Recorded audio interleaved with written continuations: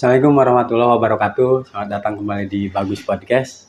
Masih di Wakil Rakyat Bicara bersama Pak Wawan Sumarwan, anggota fraksi PD Perjuangan DPRD Banten.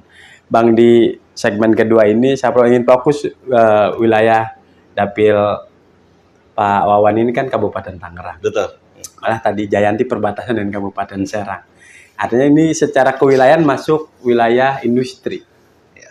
Nah, di tengah situasi perekonomian kita yang konon katanya masyarakat menganggapnya sedang tidak baik-baik saja. Pak Wawan kan dapil Pak Wawan ini Kabupaten Tangerang. Banten Barat malah berbatasan dengan Kabupaten Serang dan dikenal dengan zona industri itu. Investasi ke Banten data Pemprovnya bagus. Tapi juga masyarakat susah mencari pekerjaan, malah banyak yang terkena PHK. Sementara Serang Timur sampai Kabupaten Tangerang itu industrinya luar biasa. Gimana dorongan Abang agar Pemprov Banten bisa mensinkronkan nih antara dunia industri juga dengan calon atau para pencari tenaga kerja nih? Ya, makasih Bang nih atas pantauannya. Karena memang saya di Kabupaten Tangerang gitu, dan saya orang asli Tangerang. Kalau melihat dari segi perekonomian untuk industri yang menyangkut untuk ketenagakerjaan, memang di tahun-tahun ini banyak PHK. Artinya banyak perusahaan yang mungkin ada yang keluar dari Kabupaten Tangerang yang pindah kemana, ke Jawa, ada yang ke Sukabumi, ada juga yang ke Jawa Tengah. Ke Jawa Tengah. Ada juga yang pindah ke luar Indonesia, atau ke luar negeri. Itu tapi memang menjadikan suatu dampak bagi warga masyarakat, dampak kehidupan dari segi ekonomi. Nah, di mana nih pemerintah harus bisa mendorong, mensupport, memberikan karpet merah untuk para investasi demi terjaganya itu investasi sesuai dengan cita Pak Presiden Pak Prabowo. Tapi cukup luar biasa.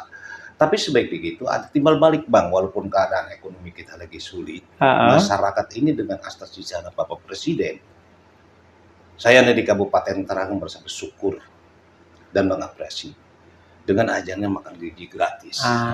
Masyarakat udah kebantu. Nah, ketika ada dapur SPPG, itu dominan sekali dengan kebutuhan tenaga kerja ibu-ibu yang ikut bisa. Nah, maka dari itu mudah-mudahan sesuai dengan Menteri Perindustrian, Menteri Keuangan ke depan bisa naik ekonomi kita sampai 6% sesuai dengan cita Pak Presiden Prabowo. Saya di Kabupaten Tangerang berharap karena Bupati Kabupaten Tangerang Pak Maisar Rashid cukup bagus kinerjanya untuk mendorong perindustrian gimana layaknya seperti berjalan dan untuk melalui pengangguran. Dari pengangguran itu pasti untuk mengentaskan kemiskinan. Jangan sampai orang terlalu banyak gitu. Artinya gitu. Dari PHK itu udah identik sekali. Makanya selalu berusaha. Saya hanya bisa mendorong, ngasih masukan sebagai anggota legislatif Provinsi Banten. Dapil Tangerang, Banten Barat. Sebagai wakil rakyat yang daerah pemilihannya di zona industri, Pak, apakah memang selama ini bertahun-tahun, kita udah 25 tahun Provinsi Banten, industri yang ada di Kabupaten Tangerang itu menyerap tenaga kerja lokal atau justru malah yang bekerjanya yang dari luar Kabupaten Tangerang, Pak? Ya sebenarnya kalau kita konfirmasi ke tiap-tiap perusahaan, waktu itu saya seorang kepala desa nih Bang ya. Jujur saya seorang kepala desa, saya 3 periode. Desa apa itu Pak? Di desa Pasir Barat. Wah. Dan di situ kawasan itu kawasan industri Pak, termasuk kawasan milenium nih Bang nih. Tapi kalau saya tanya dan kelihatan warga masyarakat kan kita tetap walaupun kemana juga, walaupun luar pulau juga ini Indonesia. Iya. Tujuannya kan gitu. di mana langit ujung di situ, di mana langit ujung di situ, Bumi dipijat. bumi dipijat. Kalau saya patokannya. Tapi ketika saya tanya ke bos-bos yang punya perusahaan gitu kan, ke manajernya, beliau jawaban cukup baik dan cukup mengenakan untuk menjadikan suatu presentasi dari saya. Karena itu semua aturannya 40-60% Bang. Kalau beliau dari orang baru dulu, misalnya pabrik ini relokasi, tidak bawa orang yang berpengalaman, yang berkompeten dulu, itu nggak bakal bisa jalan perusahaan itu. Ini masyarakat harus paham ini Harus ya. paham itu. Tetap dia acuannya 60-40%. Itu luar biasa Bang. Gitu. Terkadang kan yang menjadikan kecemburuan sosial itu maaf gitu kan. Kadang-kadang itu mah orang sono, padahal mah beda kecamatan doang. Iya, iya. Gitu kan? Iya. Saya dulu Pak Lurah, itu orang sono, katanya desa sono, masuk ke situ. Rekomendasinya siapa? Orang kan orang pada pintar, lewat online juga udah bisa masuk. Ya. Orang hanya desa sebelah, masa harus desa kita aja? Ntar kamu jadi akamsi juga, nggak boleh juga begitu kan gitu kan. Tapi ya cukup alhamdulillah Bang. Tapi kalau lihat pemantauan kacamata saya gitu kan, secara real, urusan itu cukup bijak. Dan saya setiap studi banding kemanapun kita pertanyakan gitu, saya dari Komisi 2 ke industri dan perdagangan kan, leading sektor kita juga, mitra OPD kita juga. Jawaban selalu begitu. Dan kita lihat, ya memang kalau sekarang abang yang kembali yang ke tadi, karyawan banyak di PHK itu, ya karena kan kadang-kadang dari produksi ada yang reject aja perusahaan, bisa aja kolab Bang. Terjadilah itu, cari upah murah, beliau mungkin keberatan juga dari UMR yang musyawarahkan seperti apa. Gitu. Iya. Kadang-kadang kan bos-bos pengembang itu yang investasi itu cari yang itu, sedangkan udah diatur regulasinya di Indonesia. Iya. Harus ikut aturan regulasi kita. Gitu. Bang. Siap. Ini pencerahan juga buat masyarakat Banten, khususnya di Kabupaten Tangerang. Tapi Pak Haji kan kebetulan juga pernah jadi kepala desa. Sempat viral nih di Banten, Pak Haji. Selain soal isu industri pada banyak yang pindah, ada yang gulung tikar, ada juga calon tenaga kerja. Jadi pemuda-pemudi lulusan kuliah, ngelamar pekerjaan di Serang Timur atau di Kabupaten Tangerang, mau masuk saja harus bayar dulu. Sementara sudah bayar 5 juta, 10 juta, kontraknya cuma setahun kemudian dikena PHK. Soalnya fenomena itu apakah cerita rakyat karena susah mendapat pekerjaan, atau memang Pak Haji menemukan fakta-fakta terjadi seperti itu? Kalau fakta itu Bang, fenomena yang menjadikan suatu cari pekerjaan kesulitan dengan cara pakai iming-iming dan sebagainya. Karena yang abang tanyakan ke saya kepala desa divisioner. Kalau untuk di wilayah saya, ketika saya tanya pun, dan saya studi komparasi ke tempat yang lain pun, belum pernah menemukan. Kalau untuk diri pribadi, ya mungkin kalau ada pun nggak bakal juga kan dia akan terbuka. Iya. Itu biarin aja lah. Gitu. Yang penting orang itu ketika saya tanya, yang penting di wilayah saya orang masuk itu dipermudah. Orang masuk dipermudah dan sesuai dengan kebutuhan industri tersebut. Jadi kalau memenuhi persyaratan, jangan dipersulit gitu ya. Jangan dipersulit. Dites IQ-nya seperti apa, ukuran matematikanya seperti apa, masuk sesuai dengan speknya perusahaan, apa salahnya?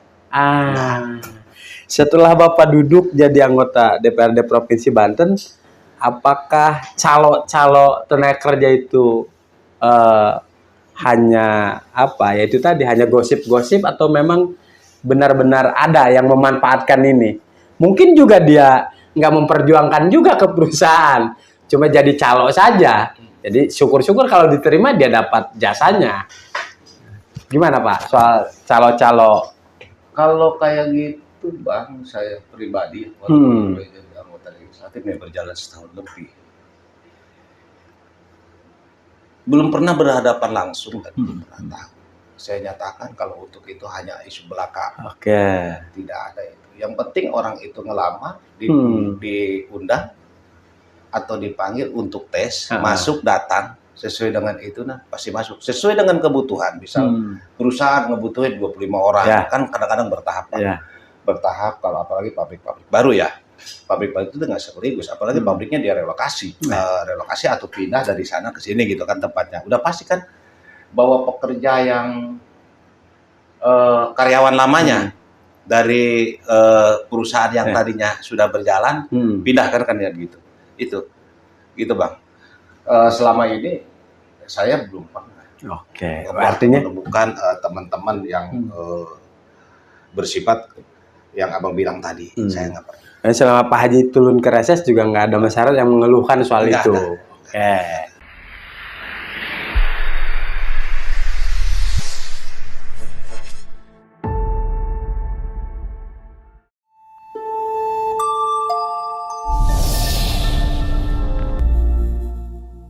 Inilah Wawan Sumarwan, sosok wakil rakyat yang hadir dengan komitmen kuat untuk memperjuangkan kepentingan masyarakat Banten, lahir dan dibesarkan dengan nilai-nilai gotong royong. Wawan Sumarwan tumbuh sebagai pribadi yang dekat dengan rakyat, memahami persoalan di akar rumput, dan bergerak dengan hati dalam setiap pengabdian. Sebagai anggota DPRD Provinsi Banten dari fraksi PDI Perjuangan, ia membawa semangat perjuangan partai untuk mewujudkan keadilan sosial, pemerataan pembangunan, dan kesejahteraan masyarakat. Dalam tugas legislasi pengawasan dan penganggaran, Wawan Sumarwan selalu mengedepankan transparansi keberpihakan pada masyarakat kecil, serta kebijakan yang berdampak langsung bagi publik. Di berbagai kesempatan ia aktif menyerap aspirasi hadir di tengah warga, serta memastikan setiap masalah yang muncul mendapatkan solusi yang tepat, mulai dari peningkatan infrastruktur pendidikan, kesehatan,